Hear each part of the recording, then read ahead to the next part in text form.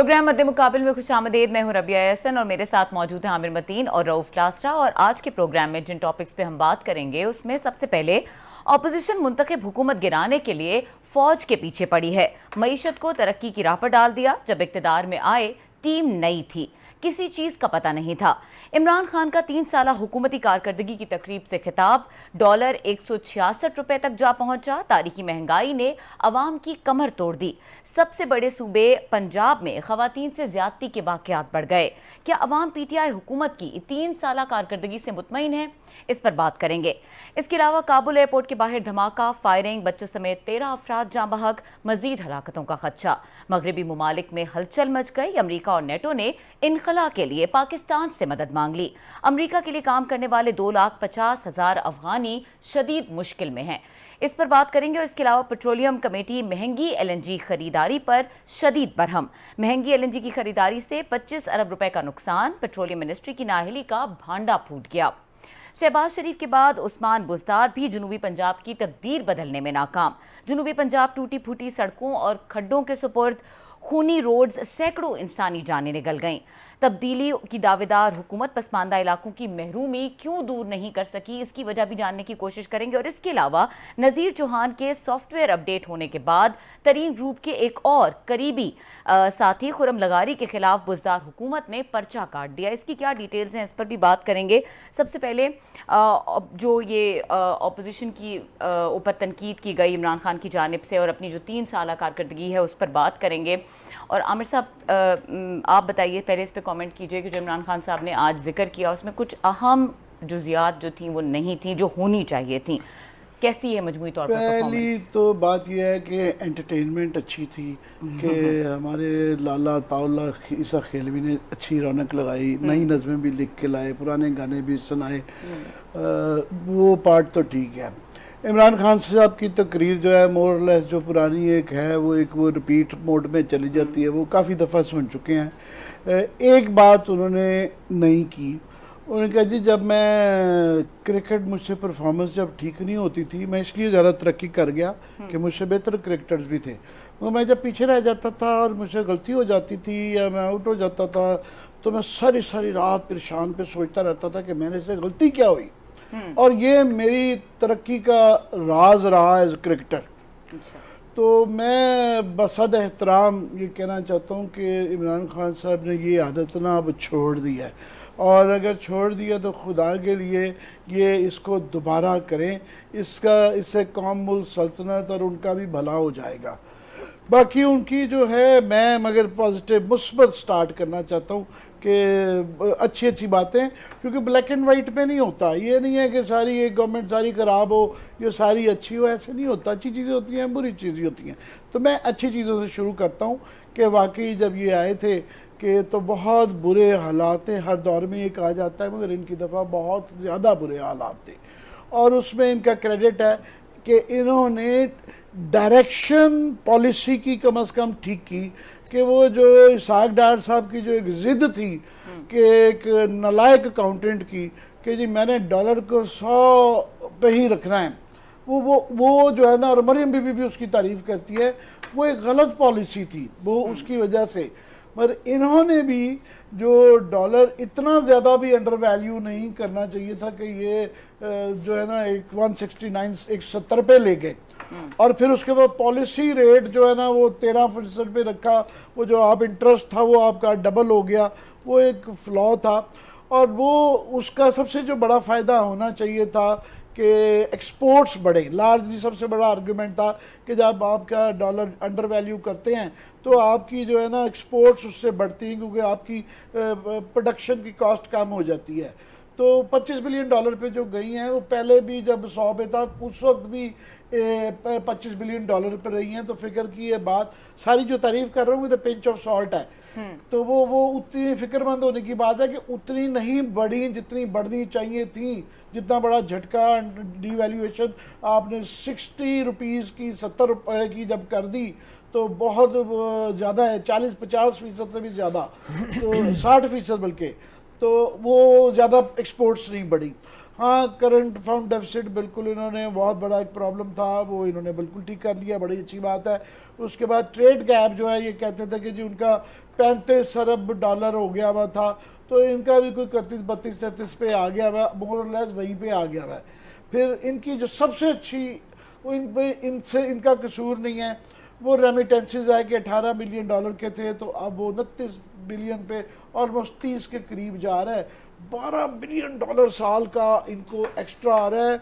और ये अल्लाह भला करे हमारे तारकीन वतन पाकिस्तानियों का कि उनका या हालात का या कोरोना का कि ये आ रहा है, मगर ये फ़िक्रमंदी होने की ज़रूरत है कि ये अगर सोर्स कहीं से रुक जाए, हमारी लाइफ लाइन है। अगर किसी वजह से कोरोना के कम होने से इस पर एक झटका लगता है तो हम इसी पे ही चल रहे हैं। जो सारी रौनकें लगी हुई हैं ये उसके लगी हुई हैं। मगर ये हैं इकोनॉमिस्टों की बातें, ये वकार मसूद साहब एंड इशफाक साहब बुला बुला तरीन साहब जो है ना, ये उनकी गुफ्तगू है। आम आदमी के लिए 3 बड़े मसले हैं जो इन्होंने नहीं हल किए, और इनकी किस्मत का फैसला, सियासी किस्मत का, इलेक्शन का, वो इन्हीं 3 मसलों ने हल करना है। पहला है महंगाई। अगर पाकिस्तान की इकोनॉमी ठीक हो गई है, एलीट पैसे बना रही है, अगर वो नीचे नहीं आ रहा तो कोई फ़ायदा नहीं है। और इनका एहसास प्रोग्राम वो करते रहते हैं। आज की बहुत ज़्यादा उसकी दिखाई है, वो पीनट्स है। जितनी लोगों की बुरी क्रॉप्स पिछले साल जो रही, जितना उसका नुकसान किसान को हो जाता है, उसके मुकाबले में 200-300 अरब रुपया जो ये देते हैं एहसास प्रोग्राम में, ये पीनट्स है, ये कुछ भी नहीं है। उनसे अरबों डॉलरों में जा रहा है और ये रुपयों में दे रहे हैं। महंगाई के जो है, मैं ये आज सारी पॉलिटिशियंस में देख रहा था अपोजिशन के गिनवा रहे हैं कि जनाब जो है चीनी जो है इतनी कह रही जी बम्पर क्रॉप हो गई जी 110 रुपये की है, वो आटा जी 80 रुपये का है जी, दालें, हर चीज़, पेट्रोल महंगा है। तो ये जो करंट अकाउंट डेफिसिट ये कहते हैं या रिजर्व्स है ना, 1 बैड क्रॉप, एक बुरी फसल, और खुदा ना खास्ता अगर इंटरनेशनल प्राइसेस चली गई पेट्रोल की, आप ये यूं करके करंट अकाउंट डेफिसिट और आपका रिजर्व्स उड़ जाएंगे एक झटके में। और याद रहे कि हमें हर साल अभी भी मेरा 20-22 बिलियन डॉलर कर्जों की उसमें देना पड़ रहा है। So we are still in the middle of a crisis, ये क्राइसिस अभी गया नहीं है। सबसे बड़ी बात है महंगाई, और ये हर आम आदमी के लिए महंगाई। दूसरा ऑफ कोर्स एनर्जी। हम शुक्र है अब हमारा मीडिया इस पे फोकस होना शुरू हुआ है। इनसे डे 1 से एनर्जी नहीं, और एनर्जी ही हमारा जो 14 से 16 बिलियन डॉलर, तो आप देखें ना एनर्जी का बिल है, इम्पोर्ट बिल है, और वो ना इनसे एक तो खुदा की तरफ से होता है, अब माजी वाला भी वो चक्कर नहीं है, मगर इनसे हैंडल नहीं हो रहा, और अभी भी नहीं हैंडल हो रहा। इन्होंने चेहरे बदले हैं, मगर मोर लेस जो है ना नीचे वो ही उसी किस्म का निज़ाम चल रहा है। लेटेस्ट आपको ये बता दूं कि ये कल इन्होंने जो है ना पब्लिक अकाउंट कमेटी को और सेनेट की जो तवानाई की कमेटी को जो है ना ब्रीफिंग दी है, और जो सेक्रेटरी साहब हैं अरशद महमूद साहब, उन्होंने बिल्कुल झूठ बोला, जो कि सेनेट के अंदर, पार्लियामेंट के अंदर जब आप झूठ बोलते हैं उसकी आप प्रिविलेज कमेटी भी बुलाए जा सकते हैं, आपकी सस्पेंशन भी हो सकती है, और क्लियरली झूठ है, बिल्कुल कोई नहीं। फॉर एग्जांपल उनसे ये पूछा गया, हम भी रोते रहे हैं कि जनाब अगस्त में अगर ये एलएनजी ले लेते तो $6 का था, ये प्रोड्यूसर साहब वो ज़रा ग्राफ दिखा दीजिएगा। अब वो $25 की खबरें आ रही हैं कि ये कोशिश जो मिल रहा है मार्केट में वो 25 का है, और ये पहले 20 की खबर आई थी तो उन्होंने कहा नहीं जी हमने तो नहीं लिया, मार्केट में इतना महंगा हो गया है, शायद इनको लेना पड़ जाएगा $25। ये देखें जी ये फिगर, ये अगस्त में जो नीचे डिप देख रहे हैं ना, ये $6 $7 पे आया हुआ था अगस्त में। और उनसे कहा जी क्यों नहीं आप वक्त पे लेते, तो उन्होंने झूठ बोला।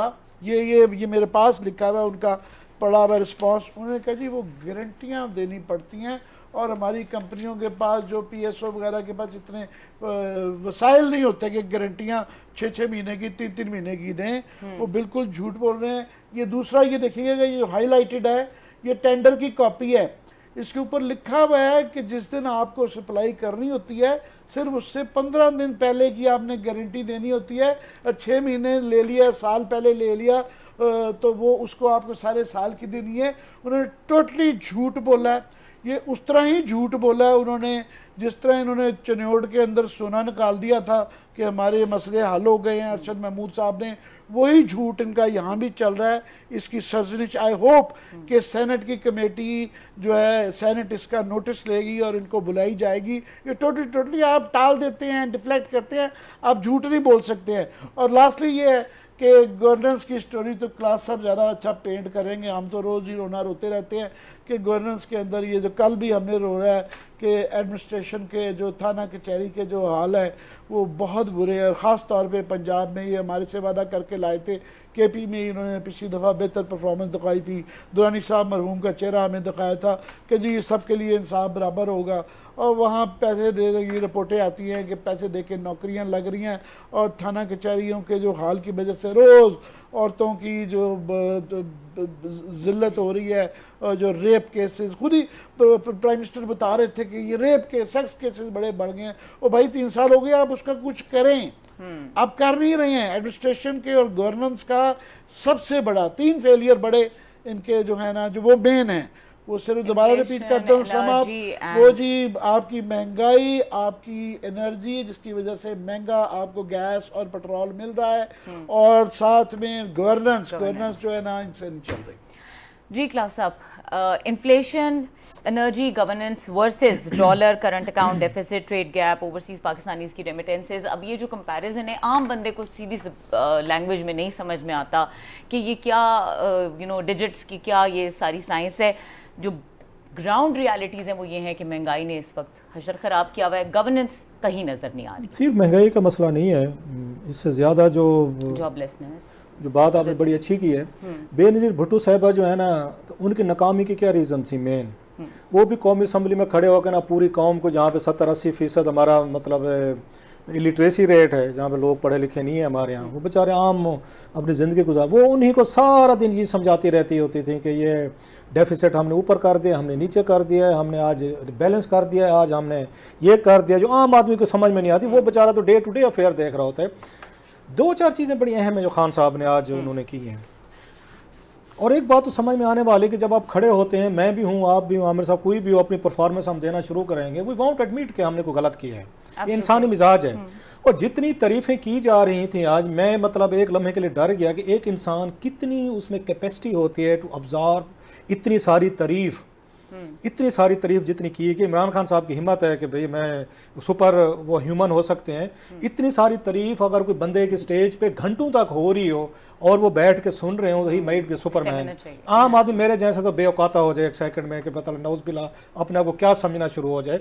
और जितनी देर में मेरा फैसल जवेद साहब ने, इवन इमरान खान साहब को भी कहना पड़ेगा कि हजूर बाइक नहीं छोड़ते ये।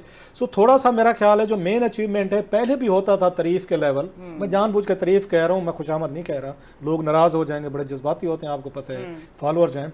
इसी तरह का तारीफ का कल्चर, खुशामद का कल्चर यहाँ पे इनके दरबार में होता था, नवाज शरीफ साहब के दरबार में होता था।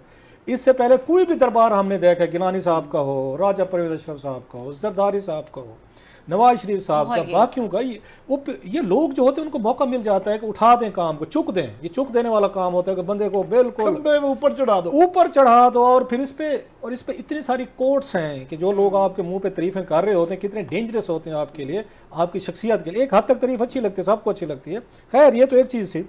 अब खान साहब ने जो अपनी अचीवमेंट्स गिनवाई हैं, जिस तरह का उन्होंने बातें की हैं, डॉलर से चलो शुरू करते हैं। आमिर साहब ने भी बात की कि डॉलर जो है 169 पे गया। जब आज हम बात कर रहे हैं ये 166 पे पहुंचा हुआ है, और उस वक्त पहुंचा हुआ है जब IMF से ये 2.5 अरब डॉलर जो है ना ये लेके आ रहे हैं। रेमिटेंसेज का ये बता रहे हैं 29-30 अरब डॉलर तक जाएंगे। उस वक्त आपका डॉलर ऊपर जा रहा है। अच्छा, डॉलर नहीं जा रहा, आपका पेट्रोल जो है वो 120 आपके 20 उसको क्रॉस कर गया है वहाँ पे चीज़ों के। प्लस जिस चीज़ को सेल किया है ना PTI ने, दाद देता हूँ मैं इनको कैसे नरेटिव बनाती है और नाकामी अपोजिशन की को इनको नहीं समझती। ये कल इन्होंने ECC का इजलास किया शौकत तरीन ने, जिसमें नए ऑर्डर पास किए गए कि गंदम और चीनी जो है ना मंगवाई जा रही है। अभी हमारे इमरान मकराना साहब वो लेके रिपोर्ट लेके आए थे कौमी असम्बली में, 2-4 हफ्ते पहले हमने यहाँ पे दिखाई थी कि कितने बिलियंस इन्होंने डॉलर्स की चीनी और इन्होंने वीट मंगवाई है। अपने जो स्कैंडल्स हैं वो एक नहीं गिनवाने को तैयार। आप गंदम भी मंगवा रहे हैं, चीनी भी मंगवा रहे हैं, डॉलर का रेट भी ऊपर जा रहा है, आपका पेट्रोल का रेट भी आपका ऊपर जा रहा है, लोगों को नौकरी नहीं मिल रही। इसके बावजूद आप में बड़ी हिम्मत है, हौसला है, आप ये कह रहे हैं कि हमने 3 सालों में सारी चीज़ें ठीक कर दी हैं। ये मुझे समझाएं। एक तरफ आप कह रहे हैं बम्पर क्रॉप्स हो रही है हमारी, मतलब झूठ थे कि ना, बम्पर क्रॉप्स हो रही है। दूसरी आप हर दूसरे हफ्ते गंदम और चीनी जो है आप बाहर से मंगवा रहे हैं। इतनी हुकूमत में इतने सालों में मेरा ख्याल शायद कोई हुकूमत होगी जिसके इतने रेगुलर इनके स्कैंडल्स है। चीनी का स्कैंडल इन्होंने मैन्युफैक्चर किया, इन्होंने खुद अलाउ किया। इन्होंने गंदम का स्कैंडल इन्होंने खुद मैन्युफैक्चर किया। सीमेंट के हम यहाँ पे दे चुके हैं, IPPs के हम यहाँ पे दे चुके हैं। अद्वियात का स्कैंडल हम यहाँ पे मीन्स का सारा मीडिया जो है वो रिपोर्ट कर चुका है। पंजाब की गवर्नेंस का हाल ये है कि मैं अभी गया हूँ, जो कहते हैं हमने पूरा पाकिस्तान ठीक कर दिया। मैं यहाँ से गया हूँ, अपने में लिया जाना था आमिर साहब, तो इस दफा मैंने कहा ये जो आपका है ना, यहाँ से जाते थे MM रोड से जाते थे पहले, उसका रोना जो अभी तक रो रहे हैं, उन्होंने कोई ईंट नहीं लगाई उस पर। मतलब आपका 3-4 साल हो गए। मुजफ्फरगढ़ मियां वाली रोड जी, जो इनका अपना हल्का है, अपना हल्का है, जहां से मियां वाले लोगों को भी दाद देने का आपने ऐसा वजीर आजम बना के दिया जो एक ईंट नहीं लगाने पे वहां पे बिलीव करता, उसको सड़क को छोड़ दिया हमने।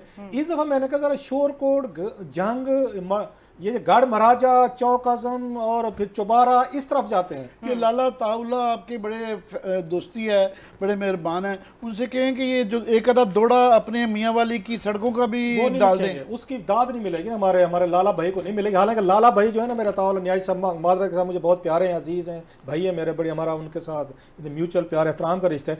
उसी ही सड़क पे जलील होके आए हैं यहाँ तक, जिसका वो जो आपकी 200-250 किलोमीटर का पूरा मियाँ वाली जलील हो रहा है, पूरा तलागंग हो रहा है, पिशावर, आपका डेरा इस्माइल खां, मियाँ वाली, बकर, लिया, मुजफ्फरगढ़, 2-2.5 करोड़ की, आप तो पूरा इलाका जानते हैं मेरे भाई। मजाल है कि इन्होंने 10-15 सालों में उस पर एक ईंट लगाई हो उस रोड पे, जो कि 400-450 किलोमीटर बनता है, जो लिंक करता है कराची को पिशावर तक, पिशावर से काबुल तक। और उसी पे ही अताउल्ला भाई हमारे यहाँ जलील होके आ जाए होंगे, उसी पे अमजद खान नियाजी साहब, हमारे डॉक्टर शेरफगंज के वो जो साहबजादे हैं, उसी सड़क से जलील होके आते हैं। मौलाना फजल रहमान उसी सड़क से आते हैं, डेरा इस्माइल खां से। सर ये पूरा हमारा सराइकी इलाकों के MNA उसी से जलील होके आते हैं। एक बंदा आज तक वहाँ पर सड़क की वो नहीं करवा सका। मैं बात कर रहा था, अगर आपको तस्वीरें नजर आ रही हैं जो मैंने ली थी वहाँ पे रस्ते में, इतना बदतरीन इंफ्रास्ट्रक्चर सराइकी इलाकों में सड़कों का है, बंदे मार रहे हैं, लोग मार रहे हैं। अब 3 साल हो गए, थोड़ी सी कहीं तो आपको नजर आनी चाहिए थी आमिर साहब, थोड़ा सा आपको कोई, आप उन इलाकों में जिन इलाकों हल्का है। अच्छा, वो क्या कहते हैं कि कौम अजीम नहीं बनती सड़कें बनाने से, तो खोते रेडी पे सफर करें। इससे तो कदीम हिंदुस्तान बेहतर था। किसी रोड पे ही करेंगे ना, सड़क पे करना है, हादसे हो रहे हैं, लोग मर रहे हैं, मुसलसल आपको कहा जा रहा है। अब तो मैं वही कह रहा हूँ, शोरकोट से लेके आपके गढ़ महाराजा झांग वाली रोड देखे, मैं MM रोड को भूल गया हूँ। Lastly coming to the point, जितने स्कैंडल इनके दौर में और जितनी या ATMs ने, जितने इनके डोनर्स ने फायदे उठाए हैं, इन्होंने नारे लगाए हैं करप्शन के खिलाफ, वो तो छोड़ देना, वो तो छोड़। बस आर्मी की बात हो रही थी आज कि आर्मी के खिलाफ जी वो करते हैं। जितना आर्मी के खिलाफ मेरा ख्याल है पाकिस्तानी तारीख में एक स्टेज पूरी कैंपेन चलाई गई और जितना टारगेट किया गया है ये पाकिस्तान आर्मी को, इमरान खान साहब ने पोजीशन लीडर के तौर पर किया। 2 लोगों का उन्होंने एडमिट किया कि मैं अभी बाजी में ना करते तो आप और मैं मतलब याद ना थे, ये कौन सा बात है, दिखा के मतलब जितना उन्होंने 71 पे उन्होंने फौज को रगड़ा है, उन्होंने जितना जनाब ये बलोच इस पे रखा है, मेरा मुस्बत तनकीद थी। अच्छा, ये वो तो अपनी अपनी डेफिनेशन है ना मेरे, अभी आपने मुस्बत तनकीद की, मैं जरा दूसरी तनकीद कर रहा हूँ। That's how we see that, how to see that. Army की कमजोरी ना हमारे सियासतदानों के हाथ में आ गई है। जो आर्मी को जितना तनकीद का निशाना बनाया गया ना पोजीशन में, उन्हें पता है कि आर्मी एम्बेरसमेंट का शिकार होती है। लीडरशिप की बात कर रहा हूँ, और ये हमारे पास आते। नवाज शरीफ ने कारगिल पे, आपको पता है लंदन में मैं था, ठीक है, उन्होंने इनको रगड़ के रख दिया था, वो इनके खिलाफ बातें करते थे। उसी नवाज शरीफ को ले इसी तकरीर पे थोड़ी सी बात जो है आमिर साहब की बात करें, इसको जारी रखें। मजीद भी बात होगी इसी तकरीर पर, और ये जो कारकर्दगी है PTI की 3 साल कारकर्दगी जो तकरीब थी उस पर भी बात होने वाली है, इस पर बात करेंगे। इस ब्रेक के बाद हमारे साथ रहिए।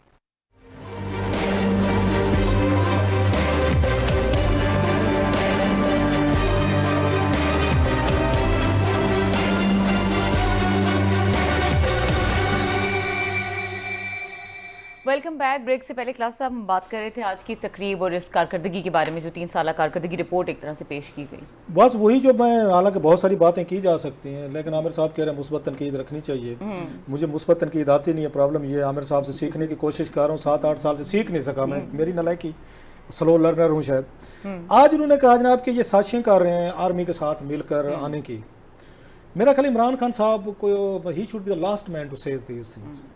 उनके जना शुजा पाशा से कितनी सीक्रेट मुलाकातें हैं, जिनका खुद मतलब किसको नहीं पता कि जना शुजा पाशा, ये चौधरी परवेज इलाही साहब कह चुके हैं, इंटरव्यूज़ में कह चुके हैं कि हमें कहा था, मुझे और इनको चौधरी शुजात हुसैन को और ये परवेज इलाही को, जब हमारी जना शुजा पाशा से मुलाकात हुई, DGISI थे, और हमने जना कियानी को आके कंप्लेंट की थी कि जनाब आपके DGISI जो है ना वो तहरीक इंसाफ बनवा के दे रहे हैं और हमारे बंदे जो है ना वो शामिल कर रहे हैं। मुझे याद नहीं रहा, नहीं तो मैं प्रोड्यूसर साहब को कह दो क्लिप सुना था आपको, ये चौधरी परवेज इलाही साहब का, जिसमें इंटरव्यू दे रहे हैं और बाकायदा ये बता रहे हैं कि कैसे उस वक्त के जना शुजा पाशा साहब जो हैं वो इमरान खान साहब की तहरीक इंसाफ को खड़ा कर रहे थे DGISI, और हमने जाके उसको जना कियानी साहब आर्मी चीफ थे, उनको शिकायत की। उन्होंने कहा जी मैं आपकी तरह पाशा साहब से मुलाकात करवा देता हूँ, उनको जाके बताएं। उन्होंने कहा जी हम जब उनसे मिलने गए जना शुजा पाशा साहब से, DGISI थे सर्वे, तो उन्होंने बातों बातों में कहा, उन्होंने कहा छोड़ें जी मैं आपकी इमरान खान साहब से मुलाकात करवा देता हूँ। कहते हमने कहा देखा पकड़े गए, इसका मतलब है आप इमरान खान साहब के साथ मिल के सारी पार्टी खड़ी कर रहे हैं। तो इमरान खान साहब is the beneficiary of this army और पॉलिटिशियंस की उसका कोलाबोरेशन का। अगर आर्मी वो सपोर्ट करती है और वो सियासतदानों को, आर्मी से मुराद मैं आर्मी फौज की नहीं बात कर रहा, जो मखसूस उनके ऊपर पे उनकी कमांड वगैरह होती है, वो हर दौर में होते रहे, अगर वो सपोर्ट करती रही है सियासतदानों के साथ मिल के और उनके साथ मिल के ये सारी चीज़ें, Imran Khan is the beneficiary. इनको तो बल्कि ये बात तो नहीं करनी चाहिए, कल को फिर जरूरत पड़ेगी इनको। अगर ये सिस्टम ना होता, इमरान खान साहब पे उनके जना शुजा पाशा साहब का हाथ ना होता, जो ये मैं नहीं कह रहा, ये चौधरी परवेज इलाही साहब के कंधे पे बंदूक रखा। वैसे माफ कीजिएगा, उनको किसने रोका था ताल्लुकात सेम पेज पे ना करने की? हर चीफ के साथ जो उन्होंने लड़ाई की तो उनके भी कोई मैन्युफैक्चरिंग प्रॉब्लम तो थे ना सर? होंगे, मैं ये कह रहा हूँ फायदा ये उठा रहे थे ना। Who is the beneficiary? आपको याद है यहाँ पे कहते एम्पायर की उंगली खड़े होने वाली है, हूँ ही बस रिफर है, आर्मी की तरफ इशारा कर रहे थे ना। फिर बाद में आर्मी ने इनको बुलाया भी था, GHQ गए थे, अगर आपको याद हो, जब इनके यहाँ पे आए जी आपके आर्बिट्रेशन करवाते हैं, आपकी सुलह करवाते हैं। सो इमरान खान साहब जो हैं, नवाज शरीफ साहब हैं, जरदारी साहब हूँ, ये फौज के इस पॉलिटिकल रोल के बेनिफिशरी हैं। ये बारी बारी इनको मिलती रहती हैं, वो बारी बारी इनके साथ जो भी इनके बातचीत होती है वो करते रहते। सो किसी को मैं ये कहना चाहता हूँ लास्टली, कोई किसी को ताना देने वाला रह नहीं किया। खान साहब ये नहीं कह सकते कि उनकी आर्मी के जर्नलों के साथ खुफिया मुलाकातें नहीं होती थी, बाकियों की होती हैं। वो शहबाज शरीफ साहब और चौधरी निसार अली खान साहब वो भी जाते थे GHQ, वहाँ से उस पतली गली से वो भी मुलाकातें करते थे। इमरान खान साहब भी खुफिया मुलाकातें करते थे, बाकी भी सारे जरदारी साहब, गिलानी साहब, कंपनी सब मुलाकातें करते थे। मैं तो यही कहूँगा, यू आर द बेनिफिशरीज। और जो बेनिफिशरीज होते हैं वो समझदार होते हैं। कल को आपको फिर जरूरत पड़ेगी इसी तरह की खुफिया मुलाकातों की इक़्तिदार में आने के लिए। आजकल जैसे ये शहबाज शरीफ साहब कोशिश कर रहे हैं, खुफिया मुलाकातें ओपन सीक्रेट हो चुकी हैं आमिर साहब। लेकिन जो एक इंटरनल पॉलिटिक्स से निकल के अगर बात करें सिनेरियो, वहाँ पे भी थोड़ा सा काफ़ी क्रिटिकल हुआ हुआ है। काबुल एयरपोर्ट के बाहर धमाका हुआ और फिर उसके बाद से जो इंटरनेशनल इम्पैक्ट उसका आया है, उसमें पाकिस्तान की तरफ भी देखा जा रहा है। जी, वो आज प्राइम मिनिस्टर की स्पीच की जो पंच लाइन थी वो ये थी कि अफ़गानिस्तान में 3 लाख की जो उनकी फ़ौज थी अफ़गान की, वो इसलिए नहीं लड़ी कि करप्ट हुक्मरानों के लिए फ़ौजें नहीं लड़ती हैं। अच्छा। तो ठीक कह रहे थे शायद, मगर उन्होंने एक जो फ़ॉरेन ऑफिस हमारा बहुत अक्लमंदी कर रहा है कि वो अफ़गानिस्तान कहते हैं, वो ये नहीं कहते हैं कि हम तालिबान की मदद कर रहे हैं। तो प्राइम मिनिस्टर ये तफरीक नहीं कर पाते हैं। बार बार उन्होंने आज तकरीर में जो ये कहा कि तालिबान की हमें हेल्प करनी चाहिए, तालिबान की नहीं, हमें क्लियर करना चाहिए कि हमें अफ़गानिस्तान की मदद करनी चाहिए, क्योंकि हम जब ये कहते हैं कि इंक्लूसिव रखनी चाहिए, वो इसलिए भी मुहतात होने की ज़रूरत है कि आज जो ये वाक़या हुआ, ये जो हम सब के पूरी दुनिया के जो खदशात हैं उसका पहला झटका आज लग गया है। वो फुटेज नहीं दिखाई जा सकती है जो वहाँ से आई है, और मुख्तलिफ़ ख़बरें आ रही हैं।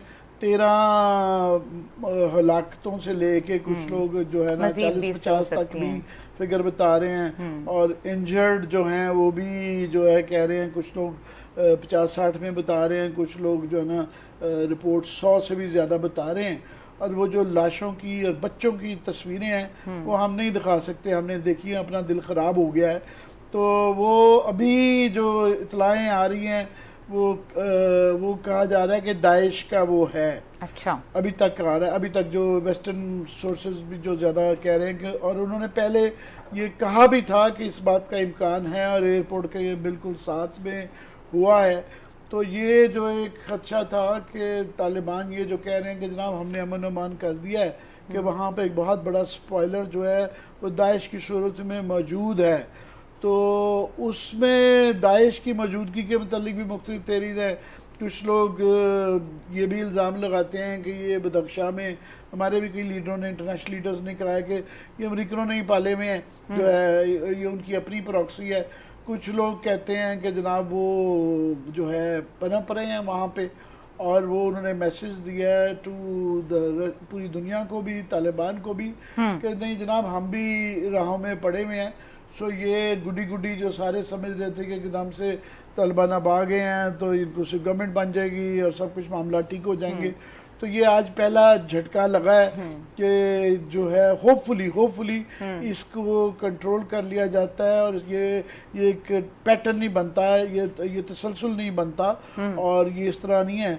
हमें बड़ी इसलिए भी फिक्र थी कि हमारे अपने कई कोलीग्स जो हैं इस वक्त, जर्नलिस्ट जो हैं वो भी काबुल में हैं। मैंने 2-4 साहब से पता किया कि सब खैरियत से हैं, और आई एम श्योर और भी बड़े लोग वहाँ पे फ़िक्रमंद होंगे कि जिनकी फैमिलीज बच्चे वगैरह वहाँ पे हैं। तो ये इसलिए थोड़ा सा आज एक झटका लग गया है, जो अभी तक ये सारे तालियां बजाई जा रहे थे कि बहुत ज़बरदस्त अफगानिस्तान हो गया है, तो इसलिए ज़रा दोबारा लेट हो जाना चाहिए। चीज़ें उतनी स्मूथ नहीं है। क्लास साहब आपसे मैं ब्रेक के बाद इस पर कमेंट लूँगी। ब्रेक का वक्त हुआ है, हमारे साथ रहिए।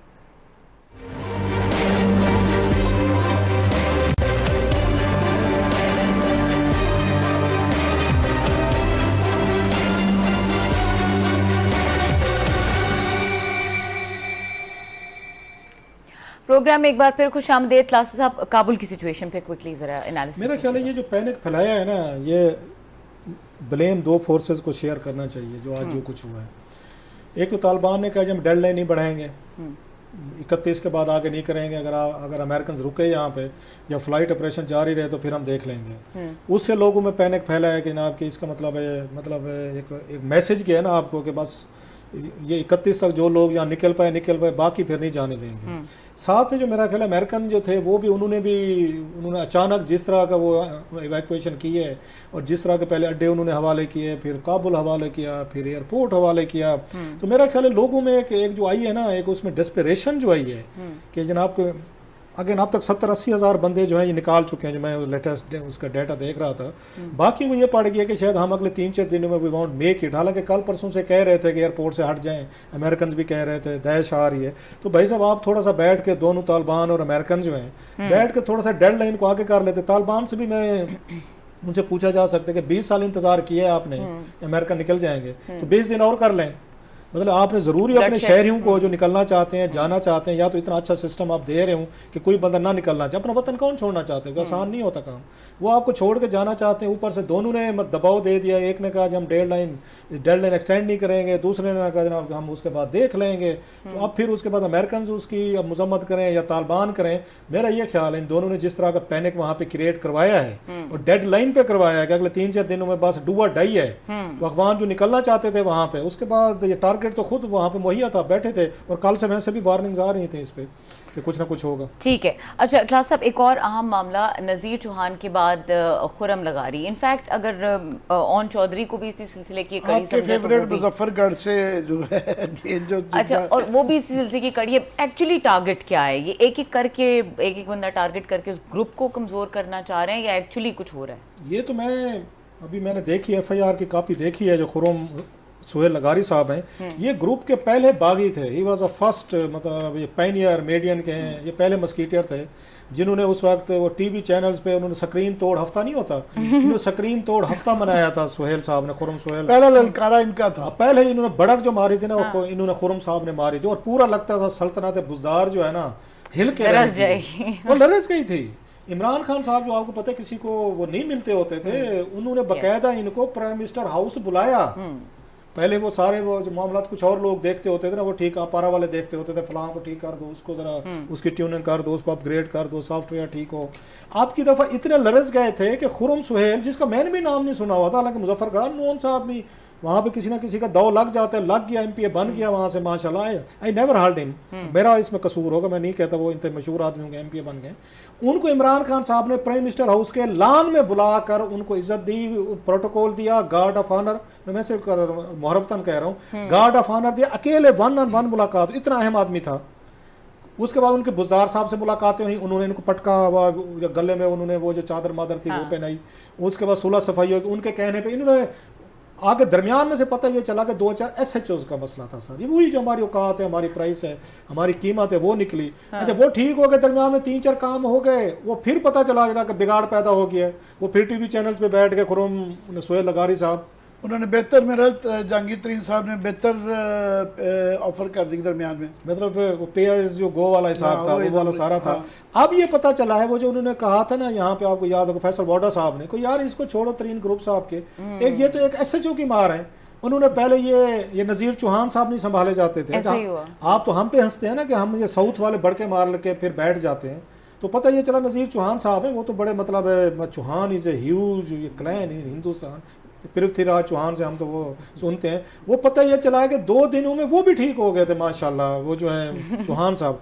अब उन पे पर्चा हो गया है खुर्रम सोहेल उन पे लगारी साहब पे, उन पे FIR दर्ज हुई और बड़े सीरियस इल्जामात हैं, बड़े खतून ने बड़े सीरियस इल्जामात लगाए इन पे, उसमें हैरेसमेंट के हैं, उसमें उसके बाद ब्लैकमेलिंग के हैं, अटैक के हैं, कोई उसमें मतलब नेम है नहीं। मैं आपको टीवी पे बैठे हैं क्या क्या बयानात यहाँ पे बताएं। एक खतून जो है मतलब उन्होंने जो चीज़ें बताई हैं वेरी मतलब एक सीरियस वंस और सीरियस चीज़ें हैं। तो लगता है तो जी आमिर साहब कि वही अब शहजाद अकबर साहब वाला फार्मूला अपनाया जा रहा है जो उन्होंने चौहान साहब के साथ अपनाया कि एक एक कार के ना एक कार को लम्हा पालो। भैंस चोरी के अब एक्सपेक्ट कर सकते हैं कि कुछ पे इस तरह के भी मुकदमात आएंगे, क्योंकि ये पुराना एज ओल्ड फार्मूला तो वही चल रहा है। नहीं वो तो मेरा नवाब वो काला बाग साहब के दौर में था, 60-70s का था।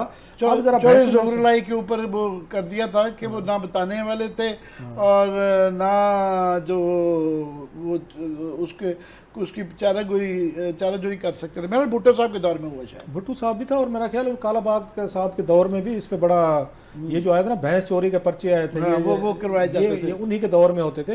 ये भैंस चोरी वाले नहीं है सर, ये बड़े सीरियस हैं। उन्होंने इल्जामात लगाए कि मुझे इन्होंने ब्लैकमेल करके इन्होंने हमें अपना साथ रखा हुआ था, इन्होंने पता नहीं अगर वाले साहब को कहा वाले इस तरह के सीरियस इल्जामात, अगर सीरियस इल्जामात हैं और इनमें अगर सच्चाई भी है तो फिर ये तो आजकल ये ख़वातीन के हवाले से लोग बड़े हसास हुए हैं, जो कि बड़ी तफ्तीश होनी चाहिए इस पे खासे जो उन्होंने बातें की हैं, बात चीज़ें वेरीफाई हो सकती हैं। मसलन उन्होंने हमारे घर पे हैं, इन्होंने फायरिंग की है, हमारे घर की दीवारों पे गोलियां लगी हैं, ये खतून कह रही हैं, और मेरे साथ ज़बरदस्ती करना चाह रहे थे, ले जाना चाह रहे थे, ज़बरदस्ती मुझे इन्होंने रखा हुआ था। मैंने इवन खुर्रम सोहेल ये लगारी जो हैं इनके वालिद को फ़ोन किया कि जनाब आपका बेटा मेरे साथ ये गलत ये चीज़ें कर रहा है, हरकतें कर रहा है, धमकियाँ दे रहा है। तो कहते हैं इनके वालिद ने कहा कि अगली दफ़ा वो आपको करे तो पुलिस को इतला कर दें आप।